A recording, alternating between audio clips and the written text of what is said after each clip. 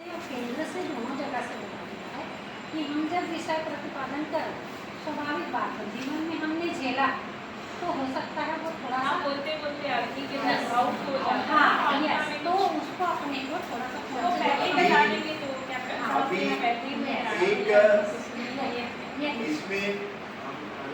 ठीक है, आपने जैसा बताया एक आध छोटा मोटा जी को अभी हम मुख्य वक्ता की ओर ले जा रहे हैं, पर अगर हमारे प्रांत से कोई आने का तैयार हो जाएंगे तो हम फिर उस पर विचार करेंगे और वो मुख्य अतिथि रहेंगे, फिर अर्चना तो छोड़ दिया है, इसलिए अभी हम उन्हीं से बात करते हैं। तो हम सब लगे हुए अपने बीच में इस कार्यक्रम के विभाग स्तर पर 3 जिलों के संयोजन का काम देख रहे हैं। संतोष जी कोई बिंदु जो छूट गया हो उसको हमारे ध्यान में लाने का कष्ट करें, फिर शांति मंत्र करके हम सब जा सकेंगे। मैं रश्मि द्विवेदी, राष्ट्रीय स्वाभिमान मंच छत्तीसगढ़ प्रांत टोली की सदस्य। सिंदूर शौर्य शोभा यात्रा ये कैसे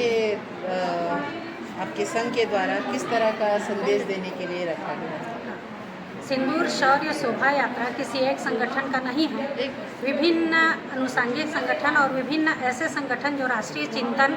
का विषय अपने संगठन में रखते हैं और जिनका उद्देश्य है राष्ट्रीय चिंतन करना, ऐसे सारे संगठन मिल करके एक मंच के साथ आ करके और ये सिंदूर शौर्य यात्रा का शोभा यात्रा करेंगे और इसके साथ ही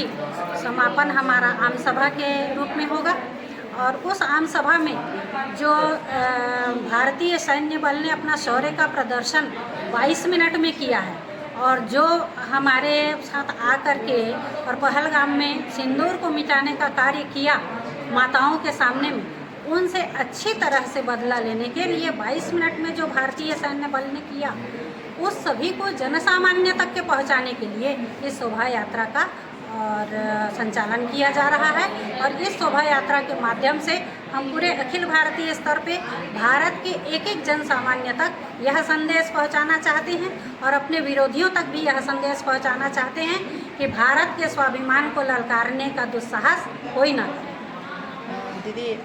इस चैनल के माध्यम से बिलासपुर जिला के बहनें भाइयों बच्चों के लिए क्या आह्वान देना चाहिए? मैं ये आह्वान करती हूँ कि कल के शोभा यात्रा में बिलासपुर जिले के एक एक नागरिक अपने परिवार के साथ ही शोभा यात्रा में सम्मिलित हों। भारत का नागरिक हर एक भारतीय है, इसलिए हर एक भारतीय का ये कर्तव्य बनता है कि इस शोभा यात्रा में आएँ और सैन्य बल के निष्ठा को, शौर्य को भी जाने और उनको मानसिक बल भी दें। मानसिक बल आवश्यक है, इसलिए हर एक नागरिक से मेरा आह्वान है कि परिवार के साथ ही शोभा यात्रा में कल 5 बजे लाल बहादुर शास्त्री मैदान में इकट्ठे हों और शोभा यात्रा के साथ CMD कॉलेज के मैदान में जाकर के और जो वहाँ वक्तव्य होगा, जो विषय रखा जाएगा उसको भी सुने और अपने जीवन में चरितार्थ करने का प्रयास करें। दीदी से इसकी रूपरेखा जो है वो जानना चाहेंगे कि कैसे रूपरेखा तैयार की गई है? इसकी रूपरेखा ऐसी है कि लाल बहादुर शास्त्री स्कूल मैदान में हम सभी 5 बजे एकत्रित हो जाएंगे और 5:05 पे अधिकतम 10 मिनट पे हमारी जो शोभा यात्रा है वो वहाँ से निकलेगी। वहाँ से निकल के तेलीपारा रोड होते हुए बस स्टैंड आएगी। बस स्टैंड के पास अमर जवान शहीद जो चौक है हमारा CMD कॉलेज के पास, वहाँ पर दीप प्रज्वलित होगा। फूलों से उस चौक को सजाया जाएगा, जैसा कि नाम से ही प्रदर्शित है कि वो अमर जवान शहीद चौक है। तो वहाँ पर शहीदों को सच्ची श्रद्धांजलि देने के लिए वहाँ पे दीप प्रज्वलन का कार्यक्रम होगा। तत्पश्चात जो महिलाएं शोभा यात्रा में शामिल रहेंगी वो सभी महिलाएं CMD कॉलेज मैदान में एकत्रित होंगी और वहाँ पर वीर सैनिक जो शहीद हुए हैं उनके परिवार के सदस्यों को वहाँ पर पुरस्कृत किया जाएगा, सम्मानित किया जाएगा। और जो ऐसे शहीद परिवार हैं जिनके घर के लोग अभी यहाँ पे